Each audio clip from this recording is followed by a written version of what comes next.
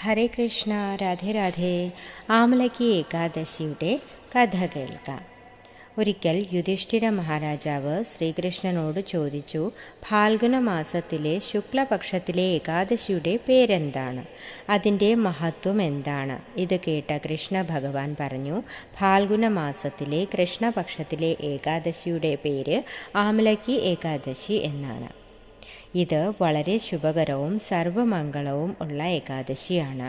ഇത് വളരെ വലിയ വലിയ പാപങ്ങൾ കൂടി ഇല്ലാതാക്കുന്ന ഏകാദശിയാണ്. ഈ ഏകാദശി കാമധേനുവിനെ പോലെ നമ്മുടെ എല്ലാ ആഗ്രഹങ്ങളും സാധിച്ചു തരുന്ന ഒരു ഏകാദശിയാണ്. ഈ ഏകാദശിയുടെ പാലനം ചെയ്യുന്ന വ്യക്തിക്ക് പൂർവജന്മത്തിലെ എല്ലാ പാപങ്ങളിൽ നിന്നും മുക്തി നേടാൻ കഴിയും. കൂടാതെ ഭഗവാന്റെ ശുദ്ധഭക്തിയുടെ പാത്രമാകാനും കഴിയും. എപ്രകാരമാണോ കറുപ്പും വെളുപ്പുമായിട്ടുള്ള പശുക്കൾ വെളുത്ത പാല് തന്നെ തരുന്നുവോ, അതുപോലെ ശുക്ലപക്ഷത്തിലെയും കൃഷ്ണപക്ഷത്തിലെയും ഏകാദശി സമാന രൂപത്തിൽ മുക്തി പ്രദാനം ചെയ്യുന്നു. ഏതൊരു വ്യക്തി ഈ ഏകാദശിയുടെ കഥ കേൾക്കുന്നുവോ ആ വ്യക്തിയുടെയും സമസ്ത പാപങ്ങളും ഇല്ലാതാകുന്നു. അപ്പോൾ തീർച്ചയായും നിങ്ങൾ ഏകാദശി ദിനം ഈ കഥ കേൾക്കണം. ഒരിക്കൽ നന്ദ മഹാരാജാവ് ശ്രീകൃഷ്ണൻ പറഞ്ഞതനുസരിച്ച് ഗോവർദ്ധന പൂജയുടെ ഒരുക്കങ്ങൾ തുടങ്ങി.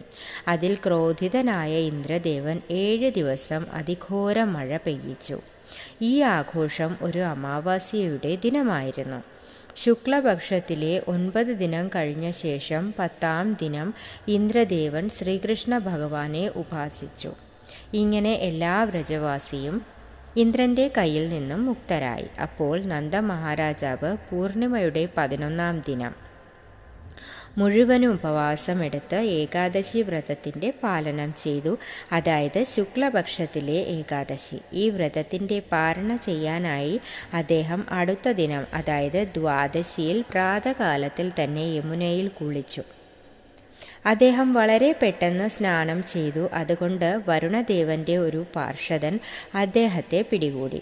ഒത്തിരി സമയം കഴിഞ്ഞിട്ടും നന്ദ മഹാരാജാവ് വെള്ളത്തിന് മുകളിൽ വരാതിരുന്നത് കാരണം എല്ലാവരും കൃഷ്ണനെ സഹായത്തിനു വിളിച്ചു.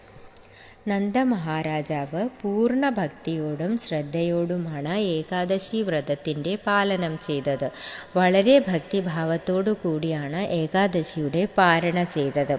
അതുകൊണ്ട് വരുണദേവൻ്റെ പാർഷദനും അദ്ദേഹത്തിന് യാതൊരു ഹാനിയും ഉണ്ടാക്കിയില്ല. ശ്രീകൃഷ്ണൻ ജലത്തിലിറങ്ങി വരുണപാർഷദൻ്റെ കയ്യിൽ നിന്നും നന്ദ മഹാരാജാവിനെ മോചിപ്പിച്ച് തിരിച്ചു കൊണ്ടുവന്നു. ഇങ്ങനെ ദ്വാദശി ദിനം ശ്രീകൃഷ്ണൻ നന്ദ മഹാരാജാവിനെ രക്ഷിച്ചു കൊണ്ടുവന്നു. നമ്മുടെ ശാസ്ത്രത്തിൽ ഇങ്ങനെയുള്ള ഒത്തിരി ഉദാഹരണങ്ങൾ നമുക്ക് കാണാൻ കഴിയും. ഏകാദശി വ്രതം പാലിക്കുന്നത് കൊണ്ട് ആ വ്യക്തിക്ക് കിട്ടുന്ന മഹിമയെക്കുറിച്ചുള്ള കാര്യങ്ങളും അവർക്ക് വന്ന പ്രത്യേകത വിഷമതകൾ ഭഗവാൻ മാറ്റിക്കൊടുത്ത കഥകളും കാണാൻ കഴിയും. അംബരീഷ മഹാരാജാവിൻ്റെ കഥ ഞാൻ ഇതിനു മുമ്പ് പറഞ്ഞിട്ടുണ്ട്. ഇതുപോലെ ഒരു വിശേഷപ്പെട്ട കഥയാണ് ശ്രീമദ് ഭാഗവതത്തിൽ ഇദ്ദേഹത്തിൻ്റെ കഥ പറഞ്ഞിട്ടുണ്ട്. ഏകാദശിയുടെ പാലനം ചെയ്യുന്ന വ്യക്തിക്ക് ഈ 5 ആഹാരങ്ങൾ കഴിക്കാൻ പാടുള്ളതല്ല. അതേതൊക്കെയാണെന്ന് നോക്കാം. അരി, ഗോതമ്പ്, പയറുപരിപ്പ്, ഇങ്ങനെ പരിപ്പ് വർഗ്ഗങ്ങൾ, കടലപ്പരിപ്പ്, ഉഴുന്ന് പരിപ്പ്, ബാർലി, ഇങ്ങനെയുള്ള പയറുവർഗ്ഗങ്ങളും കഴിക്കാൻ പാടില്ല. പിന്നെ ഈ മട്ടർ, അതായത് പട്ടാണി, ബീൻസ്, ഇങ്ങനെയുള്ള പച്ചക്കറികളും പിന്നെ എള്ളും കടുകും കൊണ്ടുള്ള എണ്ണ ഉപയോഗിക്കാൻ പാടുള്ളതല്ല. ഏതെങ്കിലും ഒരു വ്യക്തി ഇത് ഉപയോഗിച്ചുള്ള ആഹാരം കഴിക്കുകയാണെങ്കിൽ അവരുടെ ഏകാദശി വ്രതം ഖണ്ഡിക്കപ്പെടും. നിങ്ങൾക്ക് കഴിക്കണമെങ്കിൽ ആ ദിവസം പഴങ്ങളും പാലും, അതായത് പഴങ്ങളുടെ ജ്യൂസ്, ഏകാദശിയുടെ പ്രസാദം തുടങ്ങിയവ കഴിക്കാം.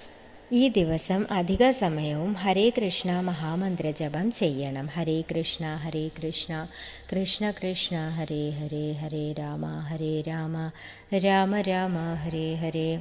ശ്രീമദ് ഭാഗവതം, ഭഗവത്ഗീത പോലുള്ള ഗ്രന്ഥങ്ങൾ വായിക്കണം. ആമലക്കി ഏകാദശിയിൽ നിങ്ങളുടെ വീട്ടിലോ അല്ലെങ്കിൽ അമ്പലത്തിലോ കാട്ടുനെല്ലി മരമുണ്ടെങ്കിൽ അതിനെ പൂജിക്കണം. ആ മരത്തിൽ ധൂപം, ദീപം, ഗന്ധം, പുഷ്പം അർപ്പിച്ച് പ്രാർത്ഥിക്കണം. ഇങ്ങനെ ചെയ്യുന്നത് കൊണ്ട് ഭഗവാൻ വിഷ്ണുവിൻ്റെ വിശേഷപ്പെട്ട കൃപ ലഭിക്കുന്നതാണ്. എല്ലാവർക്കും ആമലക്കി ഏകാദശിയുടെ ആശംസകൾ. 10-ാം തീയതിയാണ് ഈ മാസം 2025 10-ാം തീയതി, മാർച്ച് മാസം 10-ാം തീയതിയാണ് ആമലക്കി ഏകാദശി വരുന്നത്. എല്ലാവർക്കും ആശംസകൾ. എല്ലാവർക്കും ഭഗവാന്റെ കടാക്ഷം കിട്ടട്ടെ എന്ന് ആശംസിച്ചുകൊണ്ട് ഞാനിവിടെ ഈ കഥ നിർത്തുകയാണ്. അടുത്ത വീഡിയോയിൽ കാണാം. അതുവരേക്കും എല്ലാവർക്കും ഹരേ കൃഷ്ണ, രാധേ രാധേ.